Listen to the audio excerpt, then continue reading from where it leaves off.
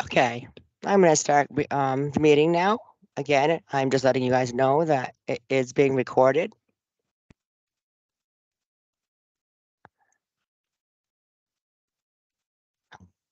Welcome to the provider meeting, EVV provider meeting. Yeah, as you can see on the screen, today's agenda is going to be reviewing the DHHS EVV timeline, claims and flow diagrams, Authenticare exclusively and with third-party applications, provider communications outreach, recent questions and answers, and then we'll open up to questions and additional EVV information. So this is a current EVV timeline. We are going to start training state staff and providers, and at the end of August.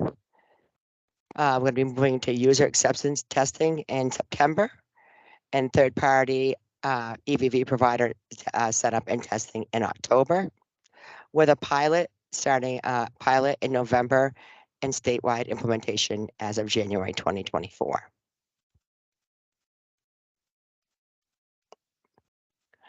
The next one is go over the claim and flow diagrams. And Carrie, did you want to walk through this part?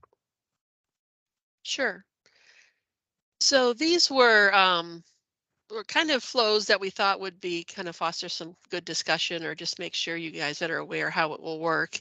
So this first flow is if you did not have your own system that did EVV and you wanted to use the Authenticare, our Fiserv Authenticare system provided by the state, then in this case, the caregiver would enter the visit data by using a mobile app on the smart device, or they can actually use an interactive voice response system as a backup if a mobile app was not able to be used.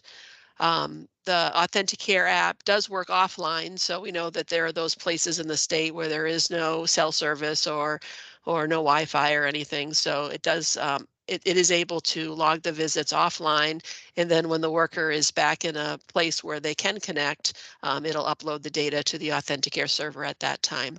So worker checks in, checks out at the home. That information is then uploaded into the Authenticare application. The provider, this would be more not the worker side, but more on the administrative side. The provider would go into the Authenticare application, review that visit data. If there are any corrections that had to be made, they can do that in the Authenticare application. They confirm that, yes, they want to submit that claim.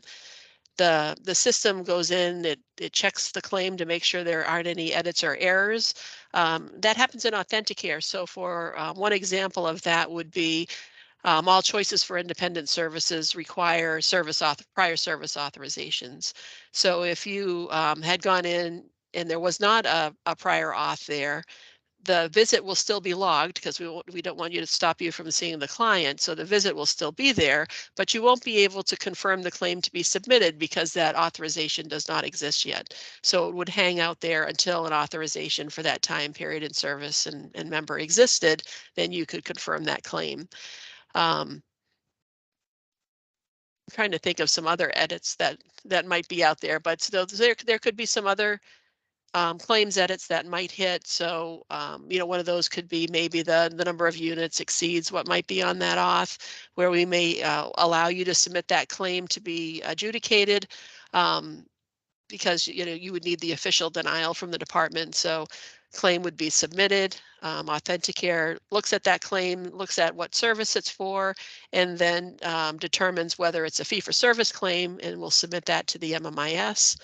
The MMIS will get that claim, and they're going to send back an 835 information back to Authenticare, and that 835 is just the term that we use for like claims adjudication information that goes back to Authenticare. So if you guys were to then look at that claim in Authenticare, you could see what had been paid against it or not, or if it had been denied for whatever reason. So that will be there.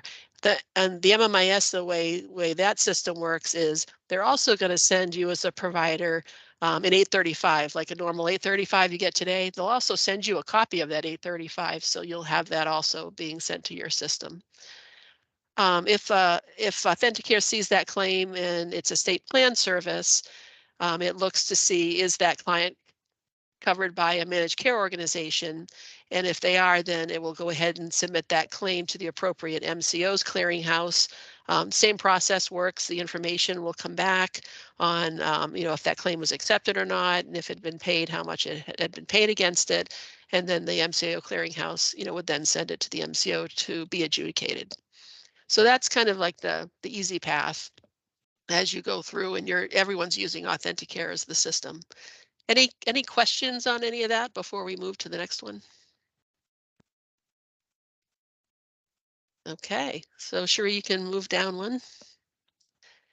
So this one kind of comes up a couple different paths. So in this case, if you as a provider have your own system that's EVV compliant, you want to continue to use that alternate EVV system, that's fine.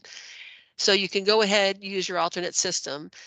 You have a couple of options. We have one of our MCOs, AmeriHealth Caritas, that may be using a third-party EVV solution. If for whatever reason you want to submit your claims and visit data directly to AmeriHealth, you'll be able to do that. So you'd have the visit data from your third-party system.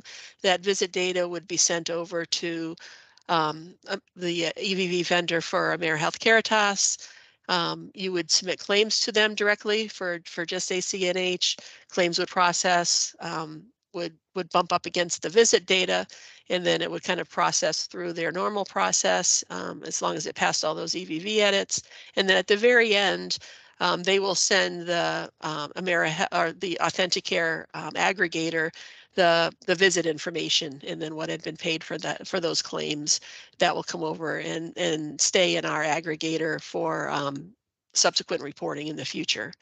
AmeriHealth also will have the option, if they go with their own EVV vendor, is if for whatever reason, maybe as a provider, you wanted to use their EVV system that they'll have out there, that will also be an option for you to use with AmeriHealth. So that's just a little bit different from the other processes. Our other two MCOs will not have their own EVV system. That will be an option for you guys.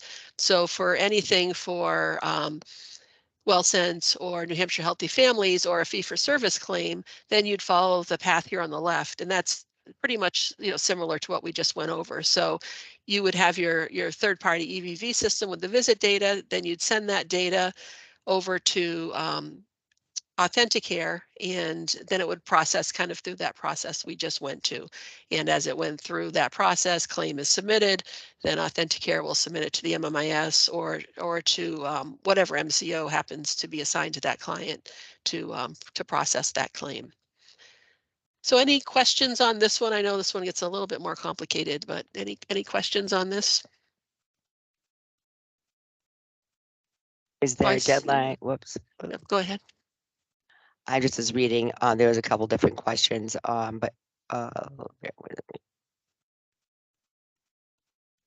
So, oh yeah, I see. So is there a deadline for the MCOs to select their preferred EVV aggregator? We don't have a specific deadline, but that will happen soon. So I would envision, hopefully during this month, we'll know for sure who's going to have their own EVV system or not. AmeriHealth is considering HHA Exchange as their vendor, but they're still going through that process. And third question was, would this count towards respite? Yeah, there are respite services that will require EVV on our list.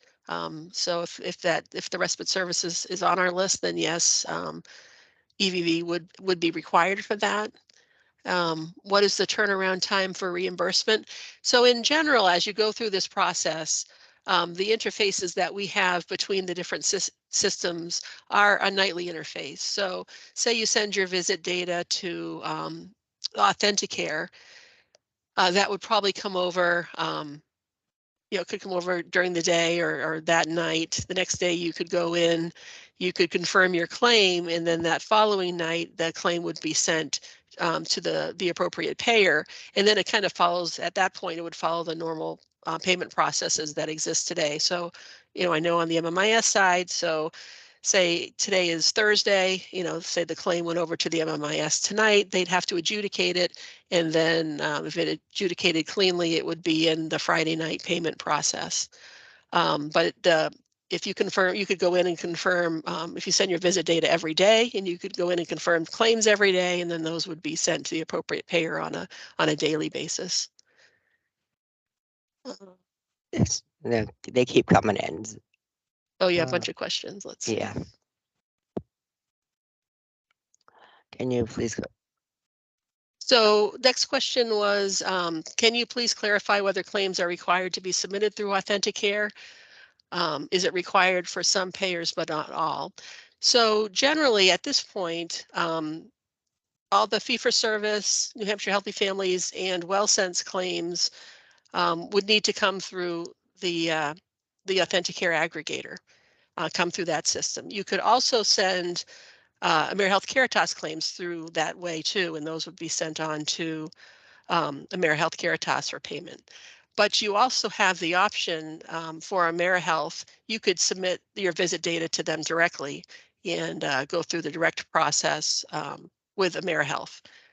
So you kind of have two options there. You could submit it to them directly, or you could submit it through the Authenticare aggregator. Let's say next one. She wants us to restate diagram for New Hampshire Healthy Families. So for New Hampshire Healthy Families, it will pretty much be that left-hand side. Oh, so you jumped. Oops, sorry about that. Sorry.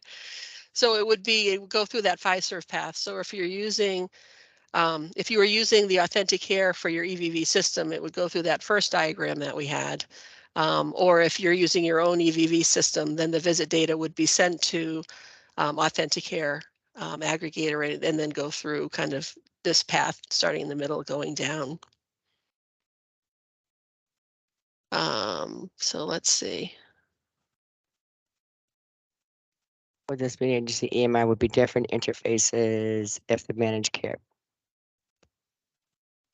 So if say our 3 managed care plans use different different aggregators or different EVV systems, would the agency EMR need to interface with each one of those? So that was what we wanted to avoid having to happen with this open model, because we want to be as flexible as possible. We didn't want everybody to have to do multiple interfaces unless you wanted to. If you want to, that's fine. So Cherie, can you go to the next slide? Yes. So if you have your own EVV system, you could certainly send all of the visit data to the Authenticare aggregator and then kind of go through the path on the left-hand side. Right now, it looks like only AmeriHealth will be the right-hand side, or will be on the side on the right. So you could have 2 interfaces in that case, where any AmeriHealth visits and claims you could send directly to them, but all the rest you would send to the left-hand side to be processed through the Authenticare application. Next question was, I understand this applies to home care aides, personal care attendants, skilled nursing, personal care services for CFI. Has this been extended to residential and CPS DSPs serving people through the DD waiver? So it does apply. You have to look at the service list that we have out there. It does apply to developmental services. It does not apply, EVV does not apply if someone lives in a, I'm thinking like CFI residential care, like an assisted living facility. If it's in an actual facility, EVV does not apply. But if it's happening in a client's home, I mean, I know the facility is their home, but in that case, facilities don't apply. But if it's in an actual person's home, then that's when EVV applies. If that helps that helps answer it. I think Cherie's going to hit it on the agenda, but I know in our last meeting it had come up. Just to have a deeper discussion into developmental services and get a clear understanding of how their services will work. And we are going to do that. We have that on the to-do list. We had checked with Abby Conger from Developmental Services to set that up. And we're going to wait. There's so much happening on the developmental services world with everything going on there for their system conversion. So we're looking at probably having that scheduling that session in August, just because so much is going on in June and July. If folks have a problem with that, let us know. But Abby had suggested that we wait a little bit longer to have that discussion. Let's see. I'm just popping in real quick because Colleen had a question about resharing the timeline. So that's what I just came back to Okay, do. that's fine. There was a question, can you please restate the EVV vendor for AmeriHealth? And they're looking at HHA Exchange. I think that they're still making their decision whether they'll have that vendor or not, but that's the one they're looking at. Timeline. So we went over this a few minutes ago, but it's we had a change from the last time we talked with everybody. We had hoped to implement in November. That has changed because of some delays that we've had in identifying all of our state requirements, working with FISERV. So right now we are looking at, which we didn't want to, but we're looking at a January 1st statewide launch of 24, statewide launch for everyone. And we want to do a pilot with just a small number of providers. That would be less than 10, starting on 11/27, and then it won't actually go through 12/31. We'll stop that around the 15th of the month. It'll just be a few weeks of a pilot, and that's just to do one last check to make sure everything is running smoothly before everybody joins. We have some providers have recommended themselves to be part of our pilot, and that's great. So we're going to be meeting on that soon to determine who the providers will be for our pilot, and we'll let everybody know who that is. And then before that, we have all the testing and setup that has to happen. Around 10/31, we'll be talking with folks sooner than that, but to get you guys the specs for all the third-party interfaces. But 10/31 is kind of that milestone for getting the third party set up and ready to roll. And then training, I think in this one, training starts early, but that's more for people who would be testing early in the process. So training for all of you will happen closer to when we go live. So there won't be a huge distance between when you'll get training and when you'll actually start using the system. Looking over at the questions. So for any EVV service, including CFI services, the question was, will CFI be billed through the MMIS?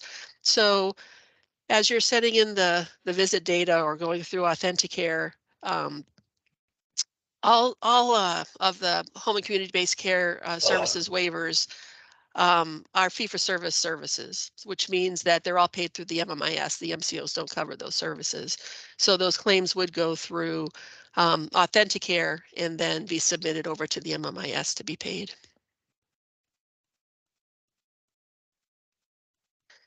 Next question was, is it required or optional to bill claims from the Authenticare system? It will be required. So you'll need to, at least for fee for service, just the EVV services, not others. But for fee for service, the Hampshire Healthy Families and WellSense will need to go through Authenticare.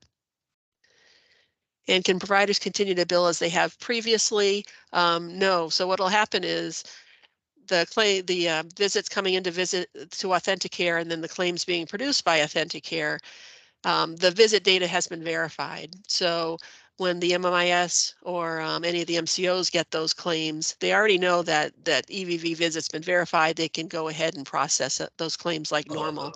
If a provider were to submit directly to any of those payers, the payer wouldn't know that the visit has been verified, so that they'll just deny those claims if it's for one of those EVV services because the visit hasn't been verified because it bypassed the system. Let's see.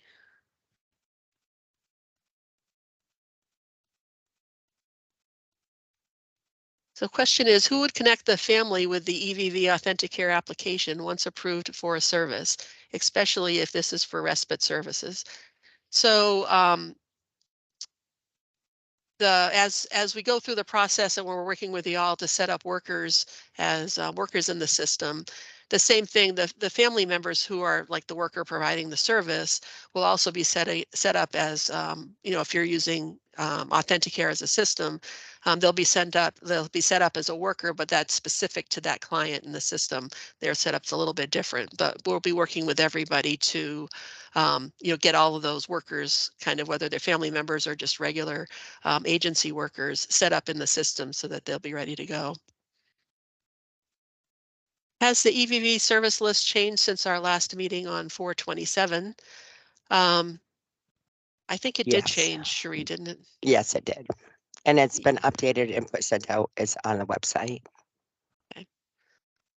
So we can remind folks again of the web EVV address for where you can Yep. see that. And that's going to be at the end of the slideshow. Next question. Yep. Will providers be responsible for checking that periodically, or is there a recommended time that they should be reviewing the service list? I mean, I guess I would we haven't. recommend I think they should check it monthly. I mean, usually we do indicate that it's an updated service list. I think we have dates on that. But they should be checking the EVV website periodically because we'll be adding meetings to that and notes and any type of updated information that we try to send out and provide a blast. But if we miss anybody, that's the way to be kept up on the most recent information. I didn't mean to cut you off, Carrie. Sorry. Oh, no, that's a better answer. Next question was, I don't see that EVV applies to DD services related to the community support services, which are uncertified residential services for people who need minimal supports or who live in their home or apartment. Should EVV apply in this situation? I don't know the community support services specifically, but we can take that back and when we have the meeting with BDS to specifically go over that.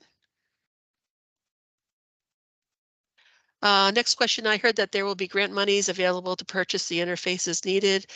These interfaces with our EMR are very expensive, and if 2 are needed, this is a huge financial investment.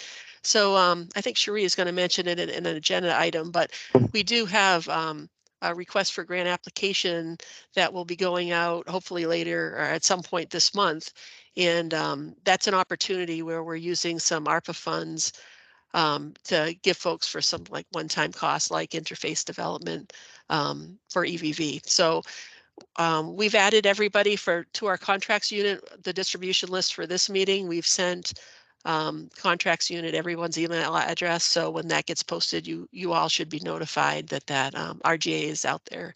And you know, go ahead and take a look, that it could be an opportunity to help defray some of your costs.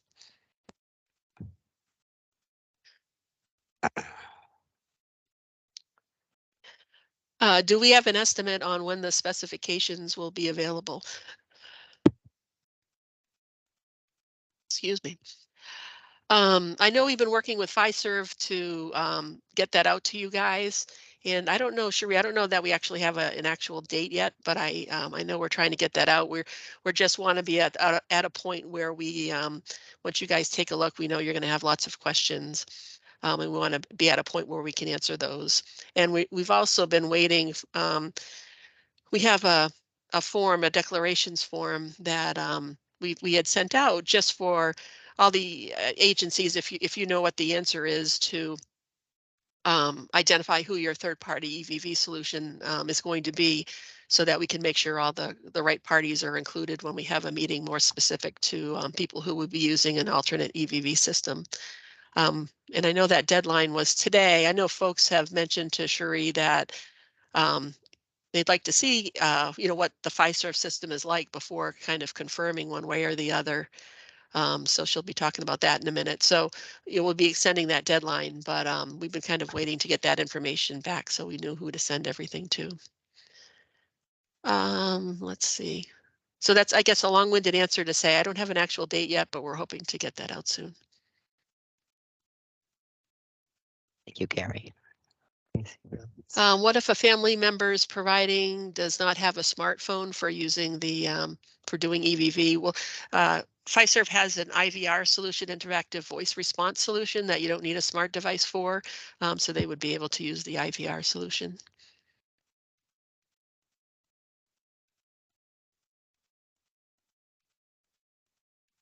Services like, next question, services like CFI are paid based on a single unit per day. The provider is technically working 24 hours. Will they punch in whenever they are directly providing services, which may be dozens of times each day?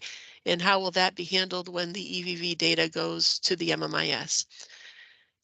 So it really does depend on what your visit is like. So if live-in caregivers are a different thing, and we're working with the different agencies to come up with a solution for live-in caregivers. So we'll have more information about that in the future. But usually, I don't know how you guys handle it today. So when the worker gets to the home, are they just checking in once and then checking out when they leave again?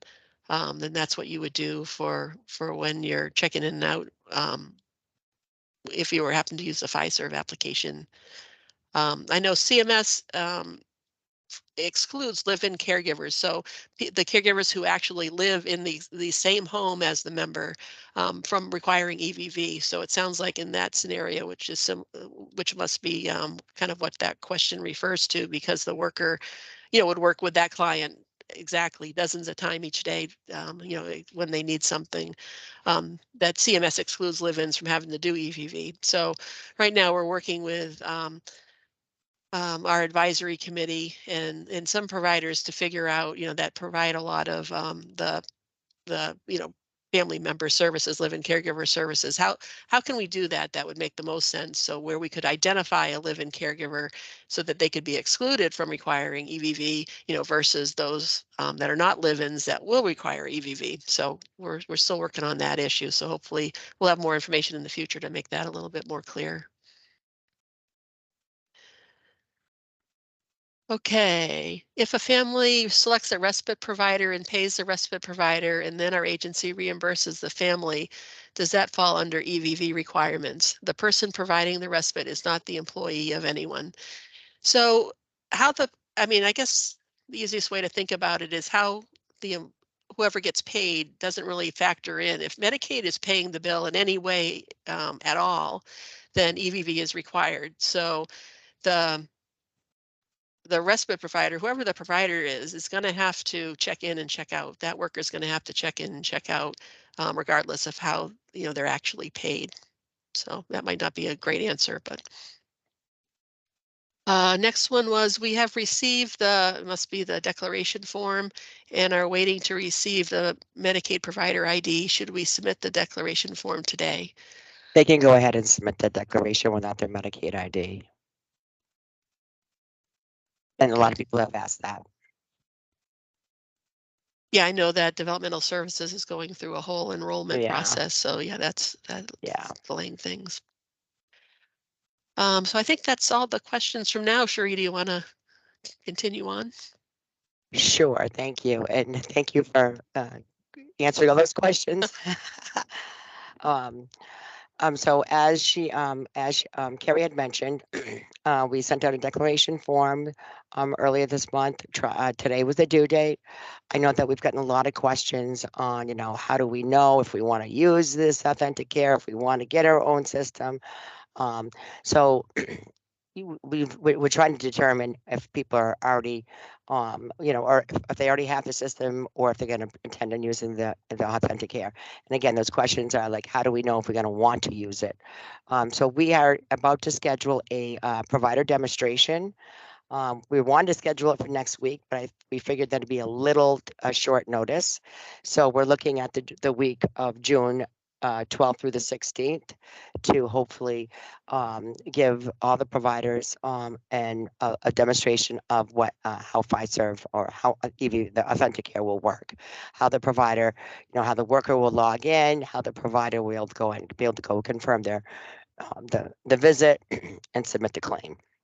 We'll go over to the dashboards and some reporting, so on and so forth. So I know that a lot of providers are in trainings this month, but I would like to, I know that we're trying to get a lot of these answers. We're asking for answers from these providers, from you, and we also know that you'd like to see what the system looks like.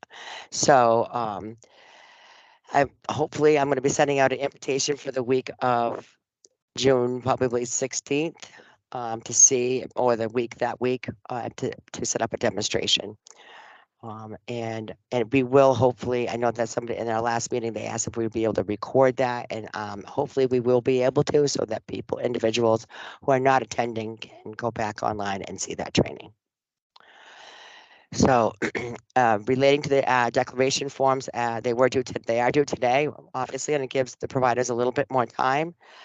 Probably, I mean, I'd rather not have to wait another 2 weeks to determine, to get these lists together on the third-party EVV solutions. And the reason that we're asking for this information is because it gives us an opportunity to reach out to the third-party solutions, to start meeting with them and the provider that are using them, to start working through and reviewing the interface files and how the process is going to work.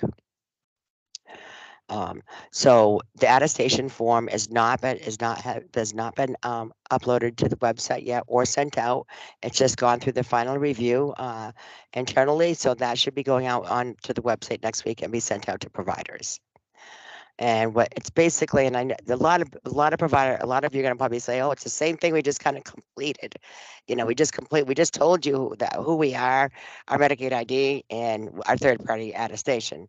I mean, who our third-party vendor is going to be. But this form is basically certifying, and your vendor will have to certify that they meet all the DHHS guidance and requirements for. So, excuse me, for Cherie, EVV. this is Karen. Can you, I think third party is confusing to people. Okay. It's Alternate not really vendor. third party. It is your current EV solution you're using that Yes. we need information about and who you have. So when we asked for this information back a while ago, it's not really a third party because you've been using it. So that's what we're looking for information. And the meeting has to be set up with them in order for the information to be processed with the aggregator. Correct. Right. And I agree with you. The third party is confusing. So we're trying to indicate alternate EVV. Yeah, vendor. the alternate EVV, which is what you providers, some of you already have in place. We're looking for that information. Yes. If that makes it clearer.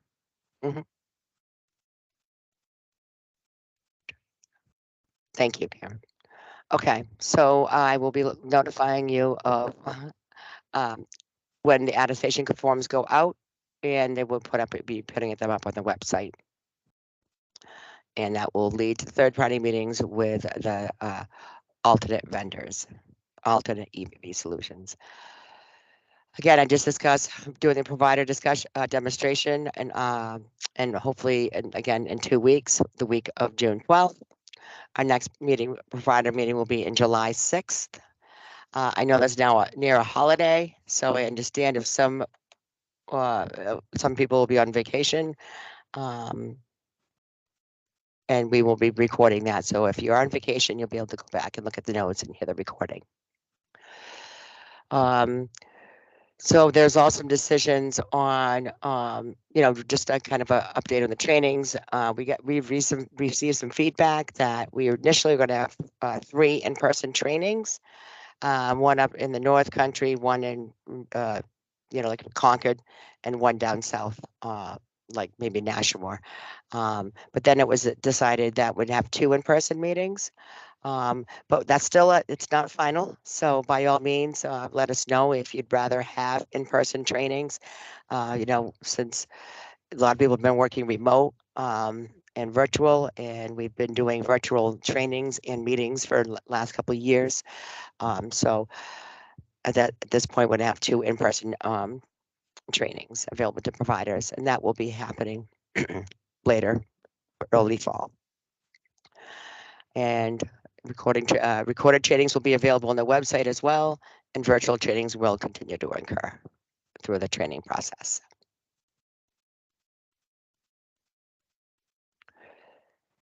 Why? Okay. So for some reason, this is on my screen. I can't seem to get it off. Apologize. Whoops. Why that's not coming off.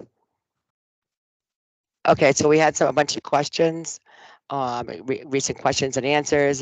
We are a consumer-directed agency. We do not have the scheduled visits. Will that be an issue with using Authenticare? No.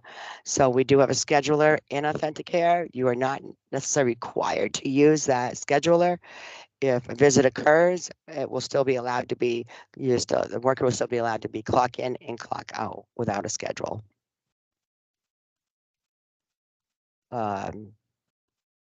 If we opt to use Authenticare as our EVV system and it's not good fit, which we've gone over some of these questions, are we able to go back to our current EVV provider? Yes, you can use another EVV provider. We're not limiting providers. If you go back, you can choose to use Authenticare, and you can go, if you're not happy with Authenticare, you can switch to another EVV solution. However, just know that that could be a delay in integration and interfacing, leading to delay in payment. And when will providers have another chance to get a demo on Authenticare? In 2 weeks. Here's the answer.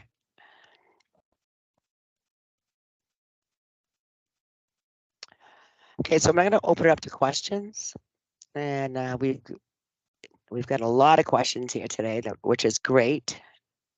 Let me see. Will BDS.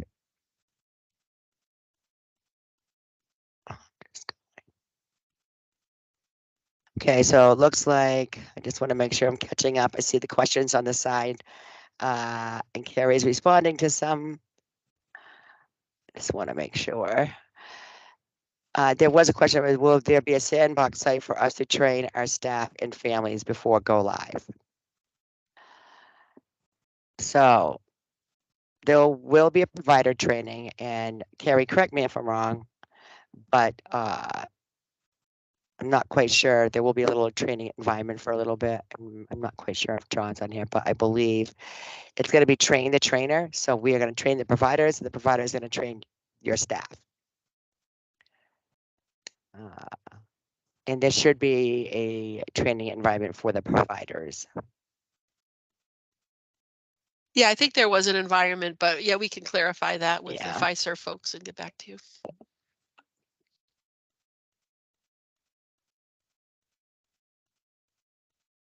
The last, can AmeriHealth EVV be submitted through Authenticare?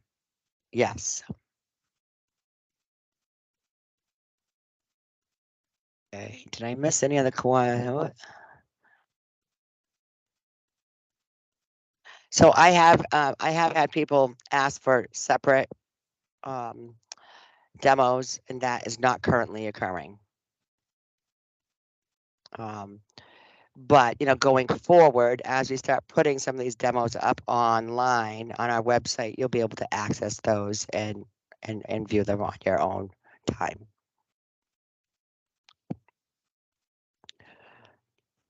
Yeah, because Fiserv, see, right now they're still building our system, so it's not that they have an opportunity to go and to every provider and provide them a demo at this point. When you say providers, are you? Yes. Okay.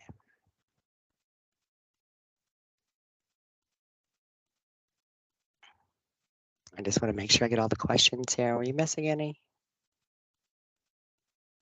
No, I don't see.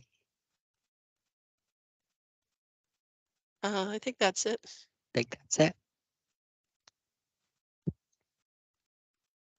So yeah, feel free as time goes by, if you have any questions, email them to that EVV mailbox that Sheree has on the screen, and then we can include some information in subsequent meetings, or or answer you through the email.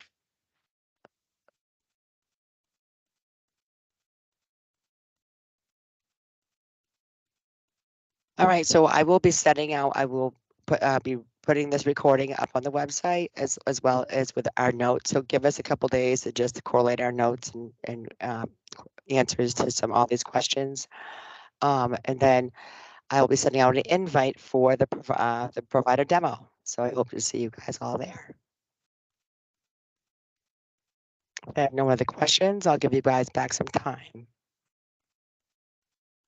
Thanks, everyone. Thank you.